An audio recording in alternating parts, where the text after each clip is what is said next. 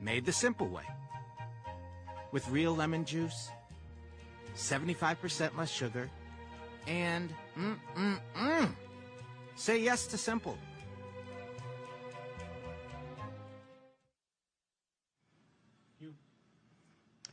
Hey folks, today is Friday, July 1st, 2022. Coming up on this special edition of our show on the Black Star Network, we are live from New Orleans and Essence Festival, of course, Coca-Cola.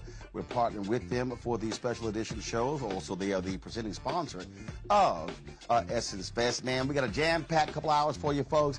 We've shot some amazing stuff. Of course, people are already in New Orleans, all around the city, at the restaurants, walking the streets, convention center, the Essence Eats, had gone all different sessions. Last night, we caught up with Congressman Troy Carter. They always have the opening party, Generation Hall, so we will hear from him.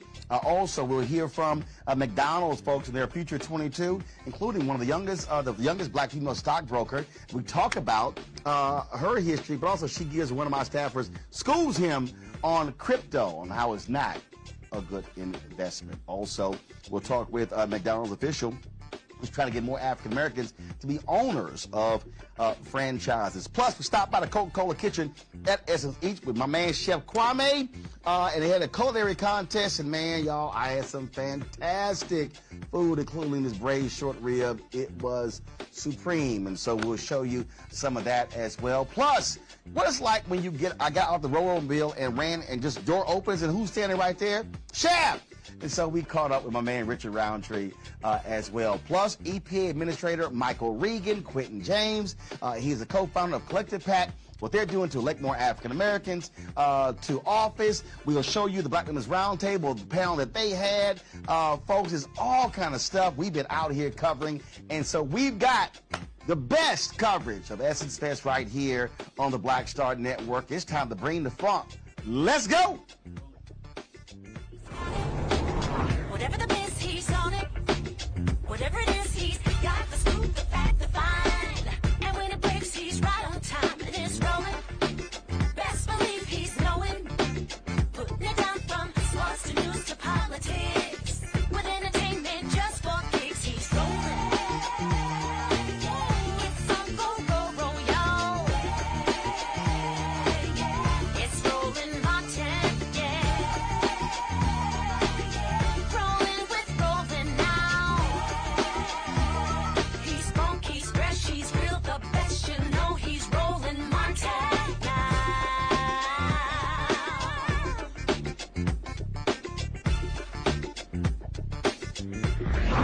Martin.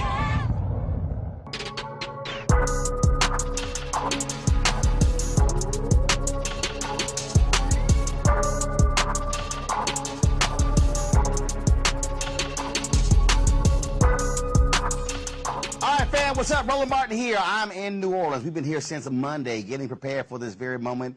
Essence Festival began last night here. Kevin Hart performed at the Smoothie King Center, and already folks have been coming into town. Even with all the rain that's been happening here, a lot of excitement, people hitting the streets, restaurants, walking the streets, going to the convention center, going to all the different sessions. Things have really been taken off. Our cameras have been all over the place. Folks, I've got multiple crews doing social media posts. We've been shooting events and live streaming. If you miss a lot of that, simply go to the Black Star Network app. You can see what we streamed earlier today from Essence Festival. We're going to be covering stuff today, tomorrow, Sunday as well, so you don't want to miss it. And so we got lots of stuff to show you. And so let's kick this thing off. We talked to Congressman Troy Carter. He, of course, is the member of Congress, the only African-American in the Louisiana delegation.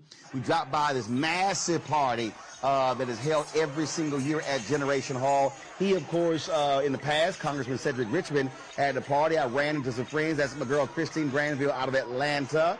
And so so many people we saw last night at the party, had a fantastic time. Y'all know I had to go ahead and get it in on the stage. We were dancing, having a good time.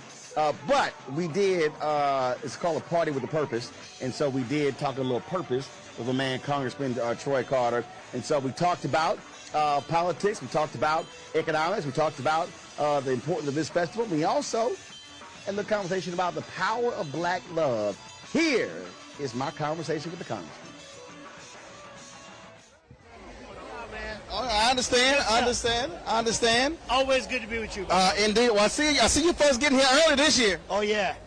You know, people have been so waiting on the moment to get back to Essence, to get back to New Orleans. And after 2 years hiatus, you can see people are very happy. Very glad to see you, brother. Always good to be with you. Folk out having a good time, enjoying Essence, good, clean, fun, partying with a purpose.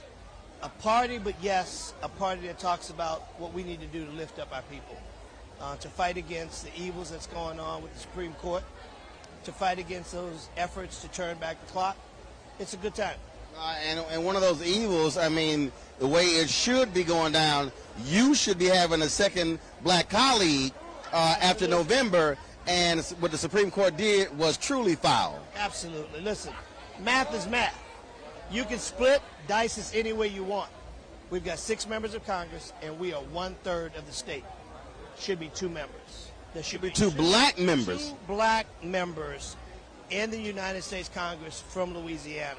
And unfortunately, this Supreme Court has dealt us yet another dirty hand, and we're going to continue to fight. And what I tell people all the time is, don't let this lull you to sleep. Let this energize you to come out, to vote, to push. The more they try to move the ball, the more they try to take away our rights, the more we have to fight. The more we have to get to the ballot box, because elections have consequences, and we're seeing them manifest themselves right now. But one of the things that I was just the other day, Gary Chambers I think it was doing a radio interview, and he said that New Orleans, Monroe, and I think one other city, literally the black turnout was from 20 to 36%.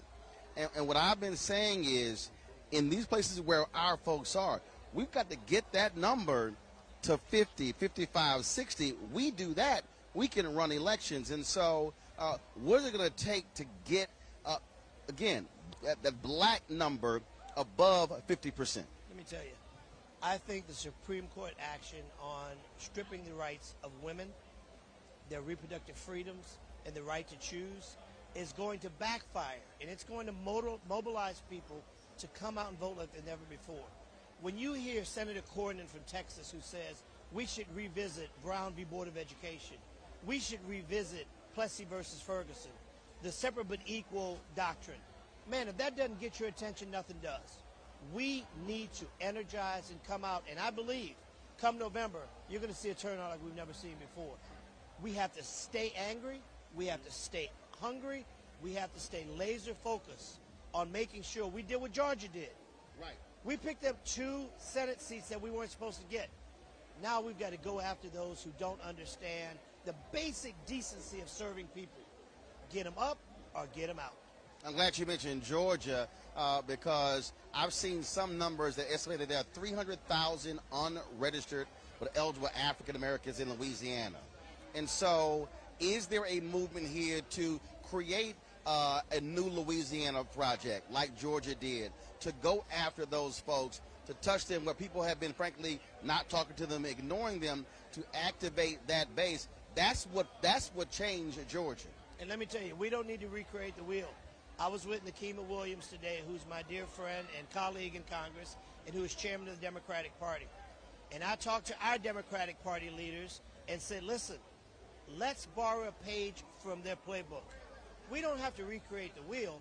We've just got to take the method that they use. And they got to cut the check. Energize our people, raise the money, and the party has to weigh in. Louisiana is not a lost cause.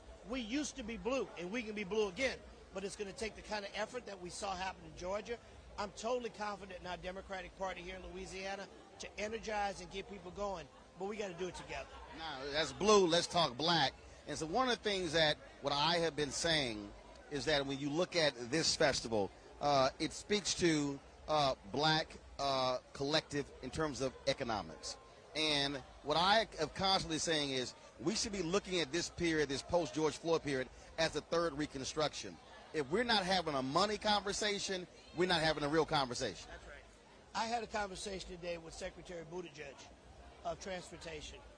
And I said, listen, we got $1.2 trillion, the largest infrastructure package since the creation of the interstate system. Now, how do we take that and utilize and make sure that we have African Americans that are part of the mainstream and making some money, being a part of design, road build, the whole 9 yards. We're getting there, and we got to keep pushing, because the last thing we can afford to have happen is we have the largest infrastructure bill passed and black folk not have an opportunity to partake. We've missed the boat if that happens. We're not going to let that happen. And that's the thing with us getting 1.67% of all federal contracts. And my deal is, look, we moved that to 3 to 5 to 10. All of a sudden, you go now from $9 billion annually to $56 billion annually. I'm like, that changes our community and changes black-owned businesses. That is the kind of life-changing opportunities this infrastructure bill, Build Back Better, and all of the other efforts that the Biden administration is pushing and this Democratic caucus is pushing. Because it's not about a stimulus that's a one-time pop. It's about the life-changing opportunities through education, economic development opportunities. That's what changes things. So I'm going to ask this question here that speaks to this festival. In your own words, explain what black love feels like when folks are here, whether it's a party, whether at the festival, in this city, in the restaurants, and just what does that feel like, black love? It's an unconditional, unexplainable, from the heart, deep, the essence of love. When you look at all of these beautiful people that are here, that come from all over the world to enjoy the music, the culture, the food, and the party with a purpose. It's like when we had the Million Man March years ago, when people came together and there was a sense of belonging, a sense of love. We got to keep tapping into that.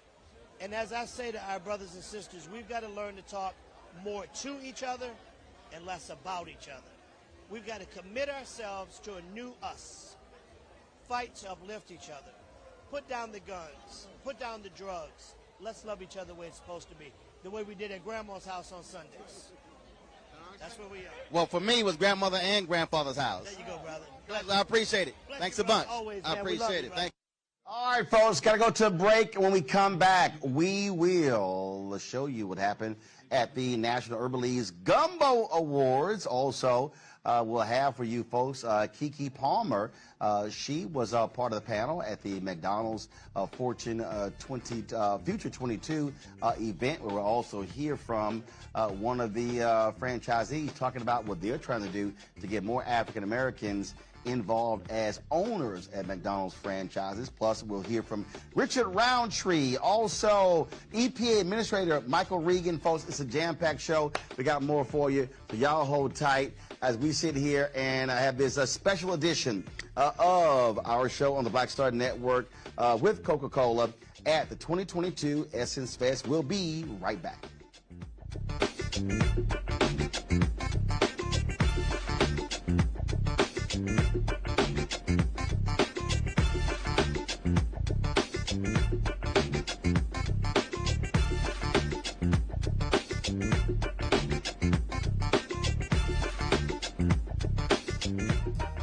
Made the simple way.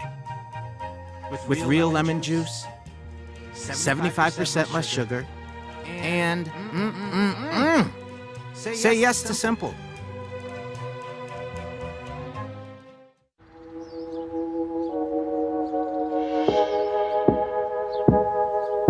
Hold fast to dreams. For if dreams die,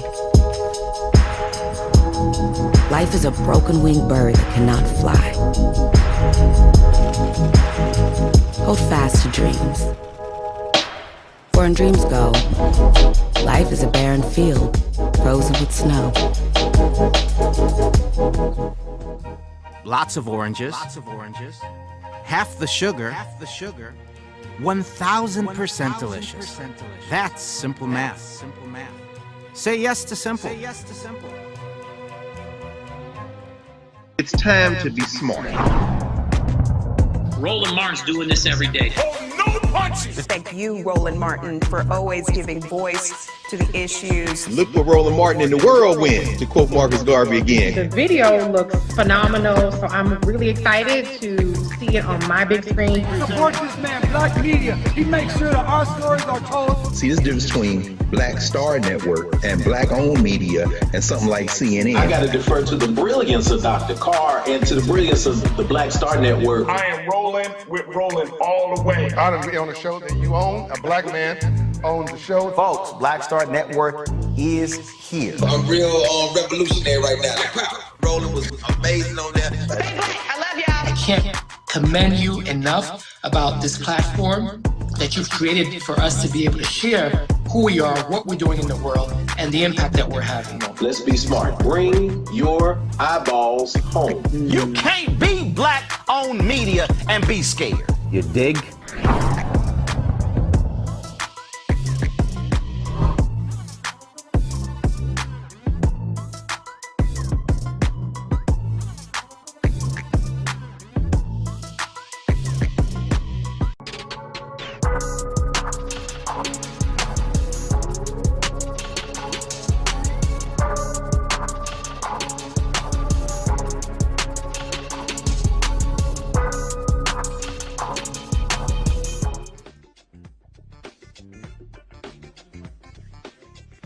All right, folks, welcome back to our special edition of RMU on the Black Star Network, powered by Coca-Cola. We are here at the 2022 Essence Fest in New Orleans. National Urban League had their Gumbo Awards. Mark Morrell, the CEO of the National Urban League, former mayor of New Orleans, native of the city. His dad was mayor here as well. The convention center is named after his dad, Ernest Dutch Morrell. And so our cameras were there for the Urban League's Gumbo Awards. Here's what took place.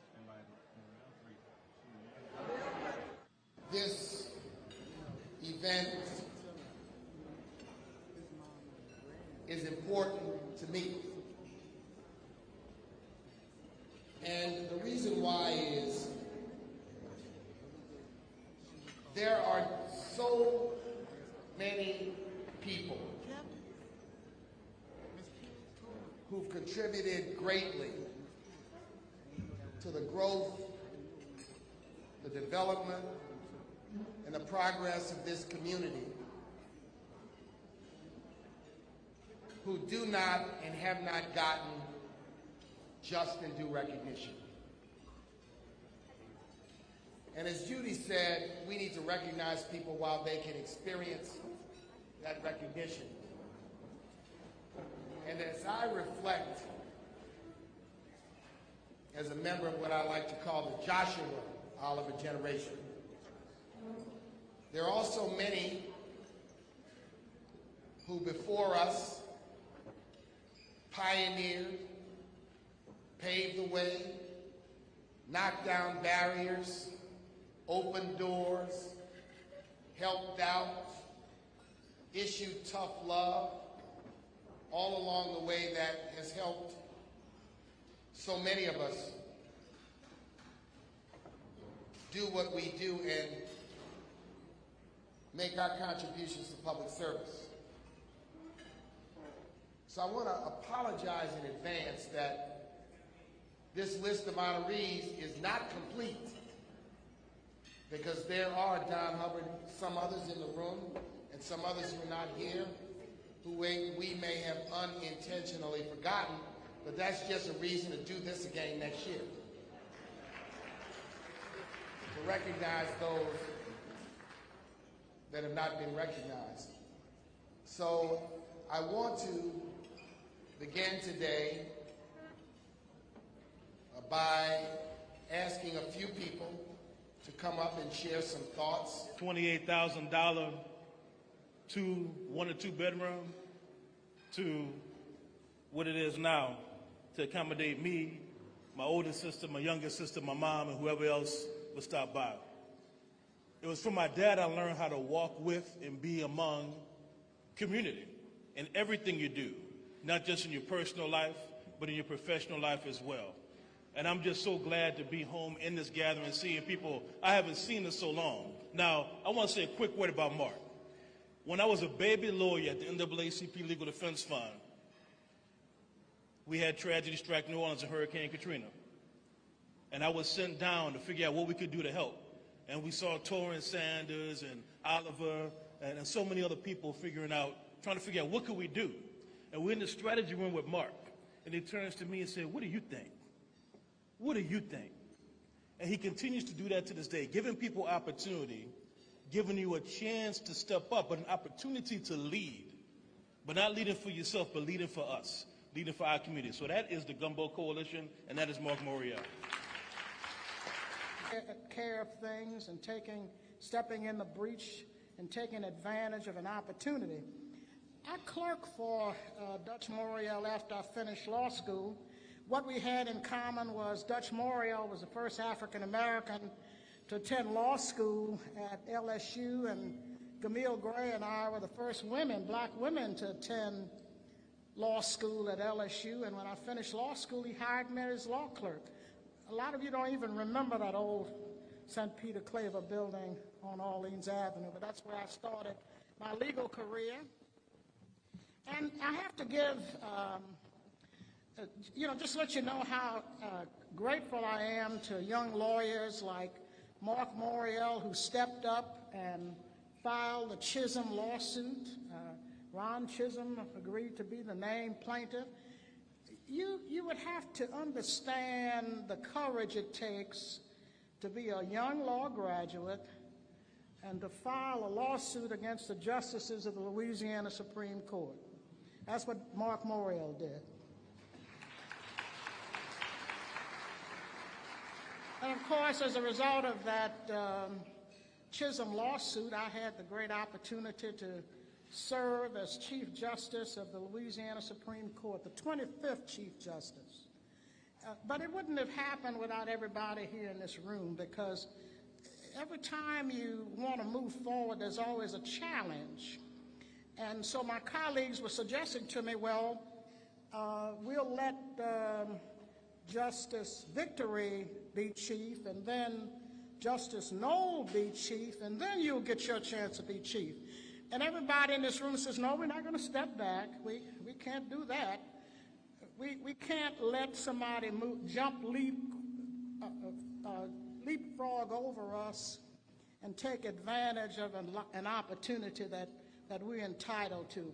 And so, I could not have done this without the people in this room. It wasn't really me. It was everybody else in the community who was saying, no, it's her turn, and she's got to be the next Chief Justice. So I just want to let you know how much I appreciate you.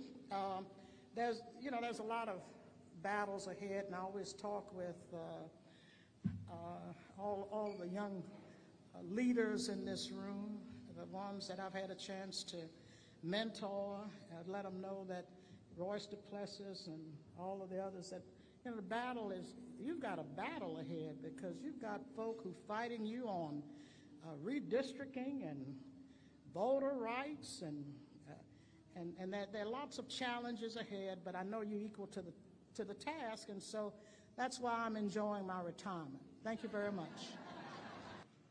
All right, folks, coming up next, we are going to show you the McDonald's Future 22. They awarded $10,000 to 22 young folks who doing some amazing things. We'll hear from Keke Palmer, who was on the panel as well. We'll also hear from a sister with McDonald's who's trying to get more African Americans as franchisees. And we'll talk to a young sister, the youngest black female stockbroker on Wall Street, where we talk about her journey. But she also gives a little education to one of my staffers about the risk of crypto.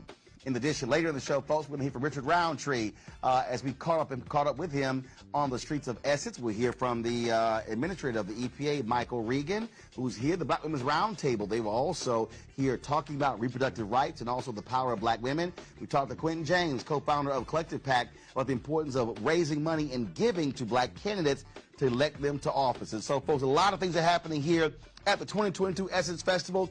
And we, of course, doing this in partnership with Coca-Cola, and certainly glad to have them with us as a partner. And so a jam-packed show for you. Got to go to a break. And here's what we're doing.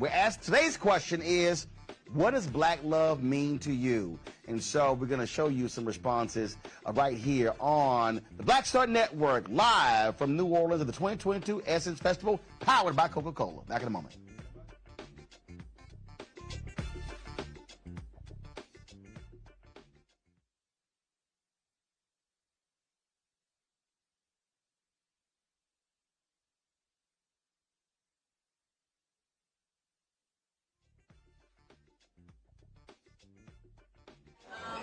It's joy.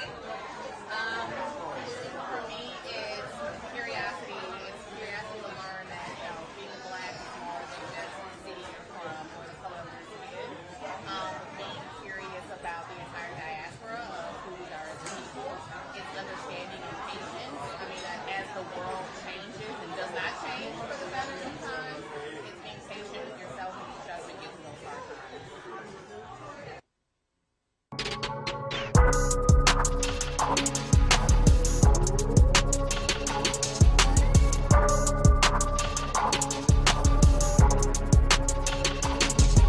Lots of oranges, half the sugar, 1,000% delicious.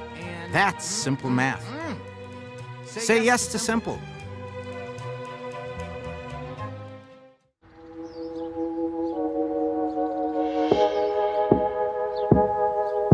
Hold fast to dreams. For if dreams die,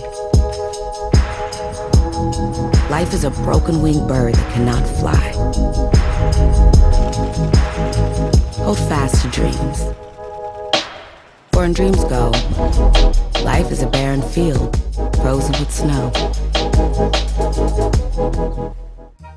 Made the simple way. With real lemon juice, 75% less sugar, and say yes to simple.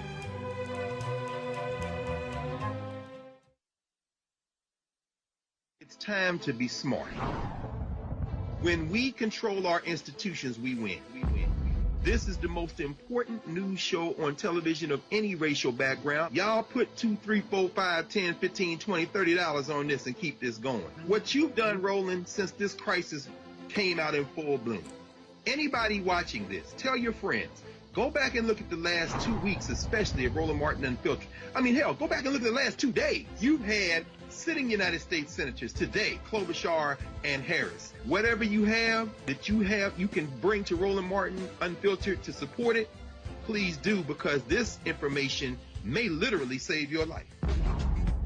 Watch Roland Martin Unfiltered daily at 6 p.m. Eastern on YouTube, Facebook, or Periscope, or go to RolandMartinUnfiltered.com. Support the Roland Martin Unfiltered Daily Digital Show by going to RolandMartinUnfiltered.com. Our goal is to get 20,000 of our fans contributing $50 each for the whole year. You can make this possible. RolandMartinUnfiltered.com. It's time to be smart. Roland Martin's doing this every day. Oh, no punches! Thank you, Roland Martin, for always giving voice to the issues. Look for Roland Martin in the whirlwind, to quote Marcus Garvey again. The video looks phenomenal, so I'm really excited to see it on my big screen. Support this man, Black Media. He makes sure that our stories are told. See, there's a difference between Black Star Network and black-owned media and something like CNN. I got to defer to the brilliance of Dr. Carr and to the brilliance of the Black Star Network. I am rolling with Roland all the way. Honored to be on a show that you own. A black man owns the show. Folks, Black Star Network is here. I'm real revolutionary right now. Roland was amazing on that. Stay black. I love y'all. I can't commend you enough about this platform that you've created for us to be able to share who we are, what we're doing in the world, and the impact that we're having. Let's be smart. Bring your eyeballs home. You can't be black-owned media and be scared. You dig?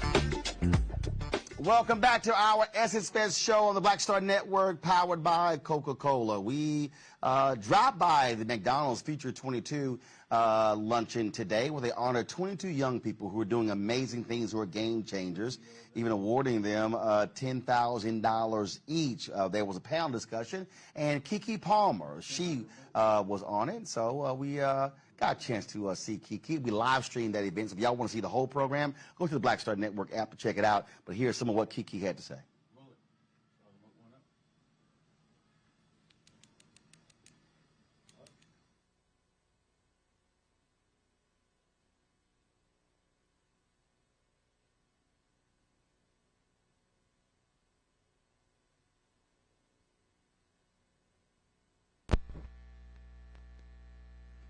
All right, folks, we got an audio issue, so we do this here. We're going to come back to play Keke. I did catch up with one of the winners, one of the Future 22, a young lady who, the youngest stockbroker, youngest black female stockbroker on Wall Street, and here is our conversation. Okay, all right, Lauren, so they handed out some big checks, so you're one of the Future 22. What do you do to be one of the Future 22? Have to be a game changer, and in my case I made history by becoming the youngest trader and the second African American woman to ever work at the New York Stock Exchange. Gotcha. So when did we last talk? Was it, because I've actually interviewed you before? Yes, and it was, yes. At the Future Black America with Rev Run. We were together, yes? Was it that one? I know, we sat down. I'm trying to remember, where was it? I literally was looking at my hair lady. I was like, I know that we've done something together. Yes, I don't know. Yes, we have. We have. I have terrible memory, and I'm only 27, so I got a memory of a 70-year-old. So it's all good. No, because when you said youngest future stock trader, I said, hold up, we already did the interview. And so I was trying to remember where we did it, but I know we did the interview. So let's talk about that because with the other folks who are here, the other young folks who are here. It's also about, you would say, game changers, but also creating pathways. Not saying I want to work for somebody else, but I want to have folks who work for me. Or as I say, not cashing checks, writing checks. Right, being an entrepreneur. And I think with this new generation, we are really evolving from our parents, our grandparents, and really just taking the leap of finding our passion and being entrepreneurs and actually making money from it, which is beautiful. Well, look, that's always a good thing. And again, I prefer to be one who's handing out checks. So what would you say has been the biggest thing that you've learned doing your own thing? Because it's not always peaches and cream. No. Being from Georgia, I threw a little peach in there, as you see. I saw that. I love that. Thank you for that. The biggest thing I've learned is how much people, whether they are intentional or not about it, will doubt you and will put fear in your mind and make you believe that you can't achieve what you have set out to do. And I'm a true believer that we individually know ourselves better than anyone else. So if you believe that you can do something, go out there and do it. Don't listen to the noise. Don't listen to the people. Make your dreams a reality. Where did it start for you to do this? Like, what was the idea? What was the seed that got planted when you said, oh, I can do that? You know, it's my family, honestly. My family is the most supportive, and I have a brother with a disability, and he has this most optimistic mindset, and if he could do anything, he would. And so for me, I felt like, what is my excuse? And so. But did you have a family history of who was working on Wall Street? You know, right. So what was it when you said, oh, I want to do that? What was that thing that sparked that? You know what? Nothing sparked that. I had a gentleman say to me, do you want to work at the New York Stock Exchange? And what were you doing at the time? I just graduated, and I had studied genetics, and I said, hell yes. I don't know if I can say that. So you studied genetics, yes. And he says you want to work at the New York Stock Exchange. Yes. How do those two go together? It doesn't. It doesn't. He just figured, oh, you smart. Like, you majoring in genetics? Yeah, you smart as hell. You can figure this out. I don't know, but he definitely opened that opportunity, and I'm a big believer of opportunities, and take the opportunity and do what you will with that. And so I said yes. I did have a strong background in math, so there's a lot of correlation in that. And y'all know that ain't wrong. I can help you. I can count money. I can negotiate. I can negotiate deals, but I hated math. Well, listen, I got you if you need it. I can help you budget, save, raise that credit score. What are we trying to do? But I don't even. Well, first of all, I pay for everything in cash, so I don't even need credit. I'm sorry. I'm saying. everybody needs credit, even a business owner. For what? You need it. For what? To build. It helps build your capital. It helps to be leverage. I got the capital in the bank. Don't be silly. Don't be silly. Anyways. Math did drive me crazy. Yeah. I told my professors, I said, hey, look, I can count money. I can go make money, negotiate deals. I ain't using Pythagorean theorem for nothing. Calculus, no, and I think that's simple math at its finest is what you need for finance. And if you could do that, then you're fine. And I think people get intimidated about finance and being in the industry because of the other things that we learn in school that just isn't applicable to your everyday life. Although I'm still not understanding crypto. It's still like, I actually like ones, fives. Don't invest in crypto. Thank you. Okay. Period. I'm sick because he on my team. He's a crypto fiend. No, absolutely not. Go ahead and talk to the camera. Don't invest in crypto. Get over here. Tell him why. Get over here. All right, y'all. So I'm having this conversation with Lauren, and then crypto comes up, and she's like, "Oh hell, no, I don't get involved in crypto." Well, Anthony Hampton, who works on the show, he is all into crypto, and so I said, "Why don't I two have a conversation about crypto?" Here that is. Here's the conversation. Stand right here. Tell him why not to invest in crypto. Lauren, do what you do. Crypto is a speculative asset. There is nothing backing it, and as of yesterday has dropped down to the lowest that it's ever dropped down. So everybody that's saying that crypto is a hedge against inflation, it's not. It's not. It's not a hedge against inflation right now. There's regulation that's being drawn up and discussed. So once it gets regulated, institutional investors will start investing. So if you get in early, the assets won't change. Okay, so at its lowest right now, I think it's a good time to get in, especially if you have money. You got to have money to do it, though. I wouldn't put my last dollar in, but if I have $1,000, I would definitely invest it in a crypto.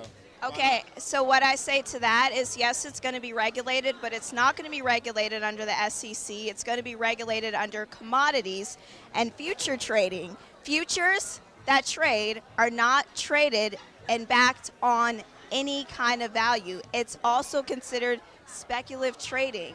So unless, and the difference for people that don't know what as like being regulated under the SEC, being regulated under the SEC means that you are a corporation, that you have to disclose your quarterly financials. You actually have money to give to your shareholders. All that is great, but do you go to the casino? I don't. Okay, maybe not you, but there's millions of people that go to the casino. There's millions of people that also play the lottery. Right. So and 99% of their money. But they don't lose 99% of their money. Wait, gambling? No, they don't. Really? If they lost 99% of their money, how would they afford the gas to get there? How would they? They're not losing 99% of their money. They're losing maybe 99% of the money that they're gambling with, but that's just the fun in it. So it's like, I have other ways. I have Roths. I have other ways that I invest my money. I have other companies as well. But if I want to be speculative about crypto, it's just a choice because everybody has a choice. So it's like, it could work, it couldn't work, but I'm not going to put people do DraftKings, everything. I mean, there's DraftKings, there's Caesars betting, like there's crypto. So you're telling the people that are listening to this interview to go out there and gamble? No, what I'm telling them is... He's not on the air, he behind the camera. Yeah, exactly. I'm not on the air. This is not financial advice at all. I'm just saying this is Anthony Hampton advice. So if you want to do crypto, do crypto. Like, okay. We good. All right, Anthony. All right, go back to work, Anthony. But yeah, I'm seriously. I've had people hit me up like, Roland, you should accept crypto for your Bring the Fun fan club. I said. But what I will say is that I don't believe in crypto. What I do believe is the blockchain technology, and I do believe that blockchain technology will be a disruptor in its space. Okay, so now me and you're gonna have to definitely talk later, because I've had people on my show. I still know what the hell they talking about with blockchain. It's a software. At its at the root, it's just software. Right. And the software and what it's going to be able to do, amazing. As far as blockchain, crypto, Ethereum, I don't know what that, we're already seeing that and all the money, honestly, that has been made in crypto has already been made. I know Anthony said like more institutional investors will go into it. Institutional investors are going to something else, right? Because we see this trend happening. They're going to put their money probably into NFTs, and then that's going to crash. And then to something else, metaverse, and then that's going to crash. So like it's So you ain't down with NFTs or metaverse? NFTs, no. The metaverse is still open because I'm not really sure what they're doing. They can't figure out what to do in this universe versus trying to figure out the metaverse. No, I agree. But it's open. It's open. All right, well, look, it's good to see you. Yes, we got to communicate again, so I'll give you my information. You can explain to me what the hell, walk me through blockchain, because I'm sitting there and I'm like, I don't know what the hell you're talking about. Again, I like what I know. Trying to say, what's in my pocket? Tangible money. I like that. I mean, I know what that does. I agree. I know what that does, too. All right, then. Good seeing you. Appreciate it. Now, folks, as I said, we got it now ready. So Keke Palmer was actually on the panel, because yeah, we played it earlier. We had an audio issue there. So go ahead and get Keke Palmer, get Keke queued up. Keke was on the panel beforehand. I'm going to talk to Keke. Then we're going to hear from Vicki Chancellor. Vicki she's actually one of the black operators. Really is all about trying to get more black folks owning operators. And so they had a panel discussion. As I said, we live streamed it on the Black Star Network. You can go to our YouTube channel or go to the app. You can actually check it out. And so they had a very good conversation. And so we're going to share some of that with you. So Vicki Chancellor she's an owner-operator with McDonald's. And we got a chance to talk to her about the importance of African Americans owning their own franchises. Watch this. All right, Vicki, look, now I know because of all the stuff that I've done for the black McDonald's operators, what they do. But for people who really don't quite know the history, it's a long history of African Americans who are operators. But people don't also realize they're owners. Not just operators, they're owners of the franchises. We are definitely owners. And the difference between just being an owner and an operator, for us as owners, that means that we own our cash flow, we own the branding and the marketing and everything in our store, versus just being an operator where you go in and you run that store, but you really, when you sell it, you don't have anything to sell. As an operator, when we sell it, we own that cash flow and are able to hopefully become multi-millionaires. I've known a lot of operators when I was in Houston or Dallas, Chicago, D.C., and unlike, there's no diss in the other owner operators, but the black operators have really been critical players in philanthropy in many black communities across the country. Yes, we pride ourselves in giving back to our communities. And when you are a black operator, you know that you stood on the shoulders of somebody else.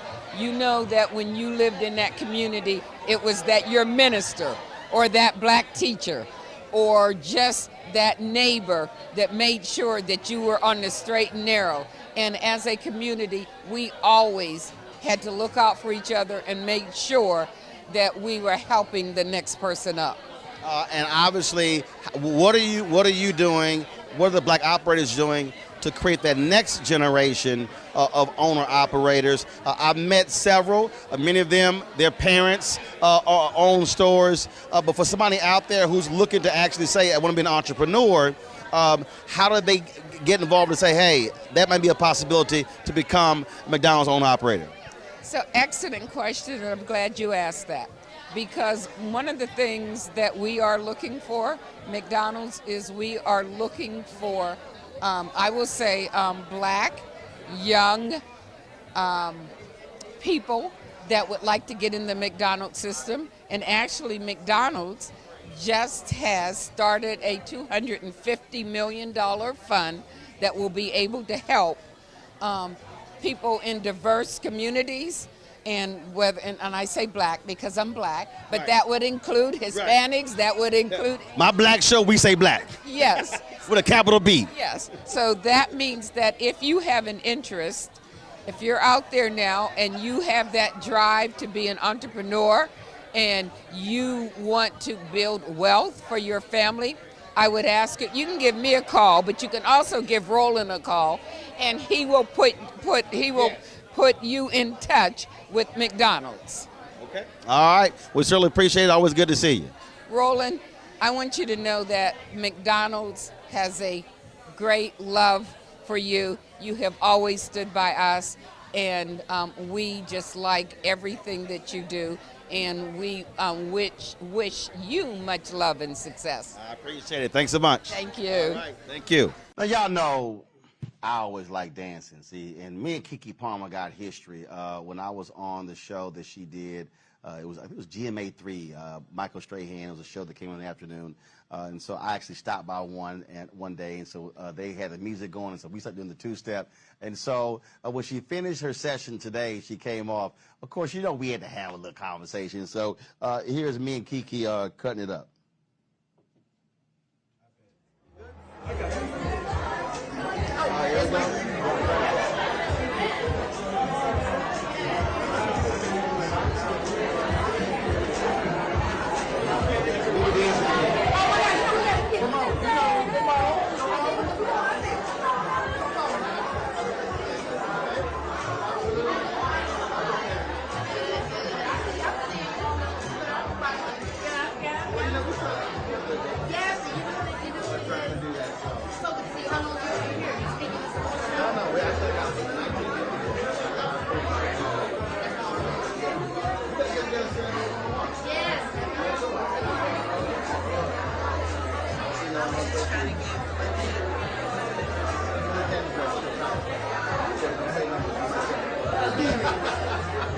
McDonald's owner-operators. McDonald's owner-operators, please meet in the Carrollton room on the first floor. Carrollton room first. All right, y'all, again, it was great to see Keke, and we look forward to having a one-on-one with her on the Black Star Network. All right, y'all, got to go to a break. We come back. The Black Women's Roundtable had a conversation about reproductive rights and the power of black women. We'll also hear from Quentin James, co-founder of Collective PAC, talking about the importance of fundraising for African Americans. And plus, Michael Regan, the administrator of the EPA, he talks about environmental justice in African Americans. All of that right here on the Black Star Network special edition of the Essence Fest 2022, powered by Coca-Cola. We'll be right back.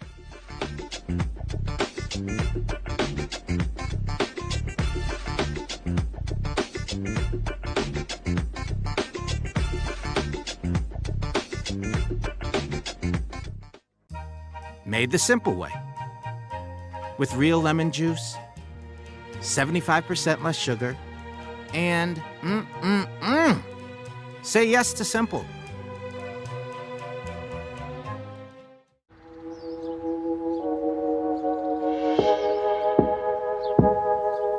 Hold fast to dreams. For if dreams die, life is a broken-winged bird that cannot fly.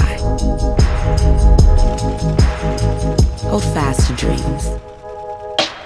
For when dreams go, life is a barren field, frozen with snow. Lots of oranges, half the sugar, 1,000% delicious. That's simple math. Say yes to simple. It's time to be smart. Roland Martin's doing this every day. Oh, no punches! Thank you, Roland Martin, for always giving voice to the issues. Look for Roland Martin in the whirlwind, to quote Marcus Garvey again. The video looks phenomenal, so I'm really excited to see it on my big screen. Support this man, Black Media. He makes sure that our stories are told. See, this difference between Black Star Network and Black-owned media and something like CNN. I got to defer to the brilliance of Dr. Carr and to the brilliance of the Black Star Network. I am rolling with Roland all the way. Honored to be on a show that you own. A black man owns the show. Folks, Black Star Network is here. I'm real revolutionary right now. Roland was amazing on that. Stay black. I love y'all. I can't commend you enough about this platform that you've created for us to be able to share who we are, what we're doing in the world, and the impact that we're having. Let's be smart. Bring your eyeballs home. You can't be black-owned media and be scared. You dig?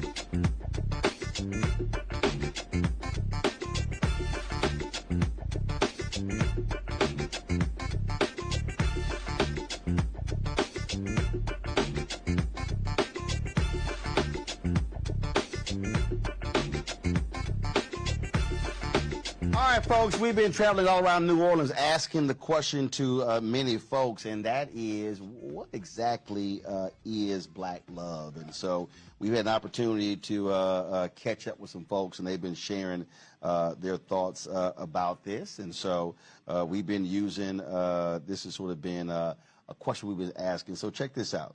And black love for us is all about loyalty, friendship, family, showing, fighting, and if you're fighting, you still family, still get each other's backs, just, being there for each other. Yeah, absolutely. All right, then. So, again, that's what black love is all about. And so, again, it's been really interesting as we have been looking at the conversations that have been taking place, listening to a lot of these discussions. We had a chance to catch up with the folks at the Black Women's Roundtable. Of course, they were sharing their thoughts and perspectives.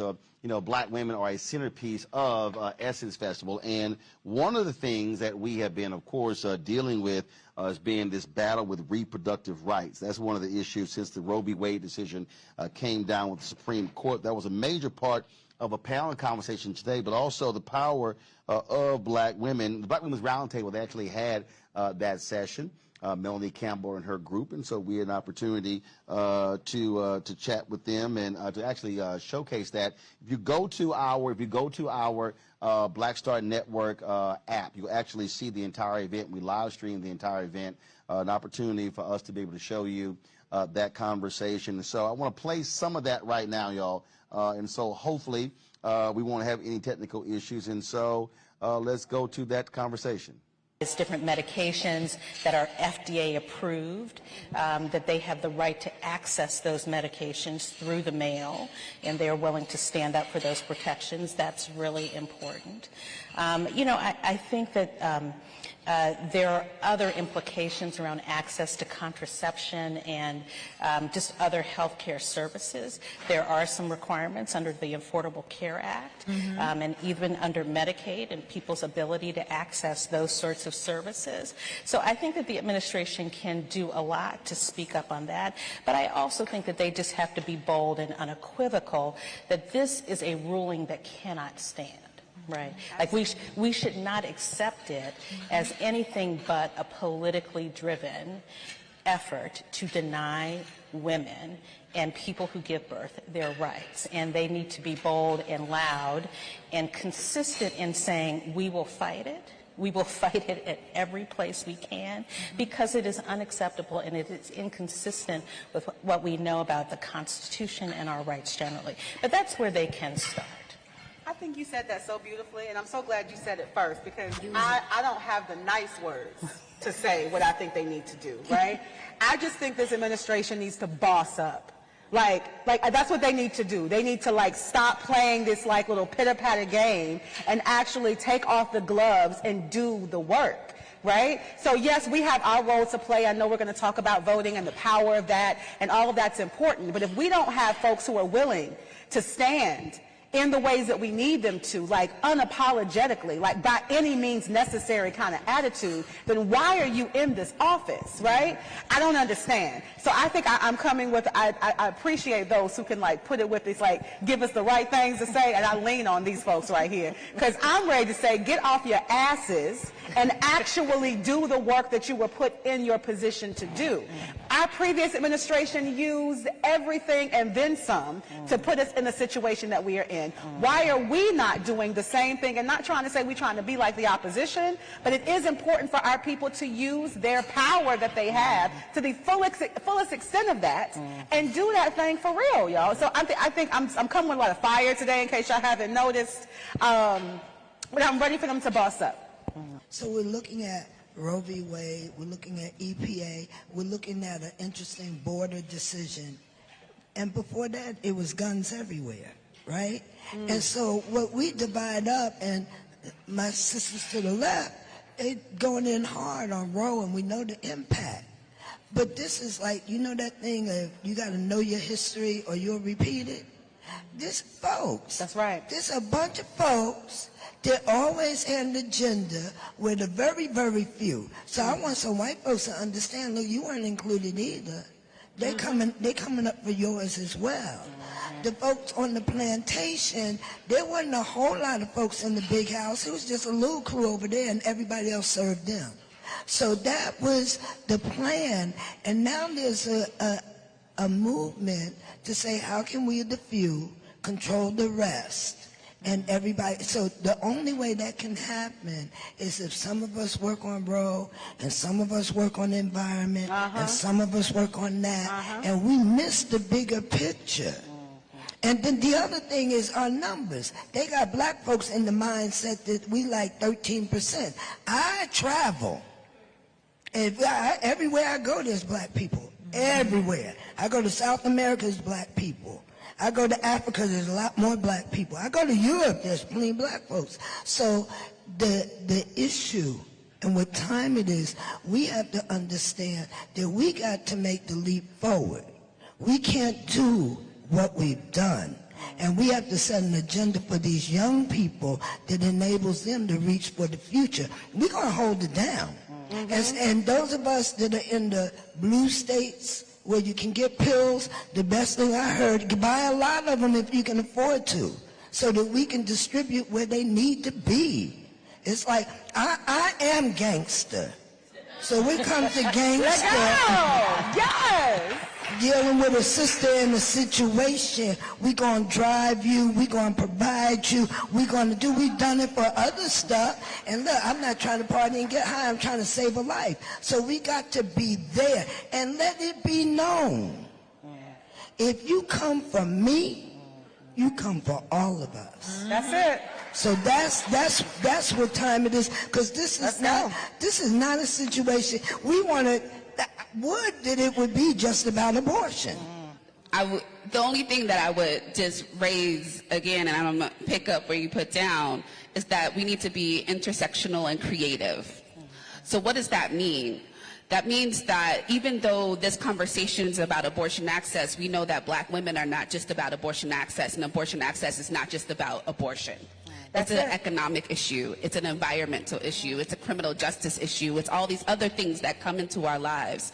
So our administration not only should be thinking about Roe, it should also be thinking about how do we make sure that the lives of black women, regardless if they want to have an abortion and or keep their pregnancy, right, that they are creating the conditions for that to happen. So we also need to be keeping them accountable of what does it mean to have fair pay. We also need to be keeping them accountable. What does it mean to also have paid parental leave? What does it mean for us to be thinking about this full range of things so folks can actually give themselves options? Because abortion access is more than about, oh, well, I just woke up and I just don't want to be pregnant. Even though sometimes that is the question, or sometimes that is the answer. Abortion access is about all the pieces, because we know that most people who have abortions are already parents, right? We know that, so they are making, and most times they are making economical decisions. That's right. So how do we also address those issues as well? So when folks tell you that there is nothing to do because of the Congress and the way it's at, don't believe them. That's right. Tell them that there are many things that they can be doing around abortion access. There are many things that can be doing around a reproductive and sexual health access. And it doesn't just stop at one piece of legislation or one court case. That's very important. But I'm hearing a common thread is tell Congress, which pivots me into where we're headed. We're headed to the midterm election. Yeah. Well, we vote folks in and we vote folks out. What should we be thinking about right now, also planning and preparing to do for the midterm to impact what's going on? And we vote at high numbers. We get out there, older black women, or more seasoned black women are one of the highest propensity voters in the country, right? But we need to also make sure that our vote is getting paid off after they get into office. So what do we also do after the voting? How are we holding them accountable? Are we asking them questions? What are you doing? How are you helping black folks? And then after, make sure that they are actually holding the folks accountable. We can be asking elected officials right now, where are your stance on abortion access? Where is your stance on all these issues? Just because you came to my church doesn't mean that you got my back. So we need to be also having all of those conversations and having them answer to black women in particular and black birthing folks. So I think that's the first piece. I think the second one, this is not normal times.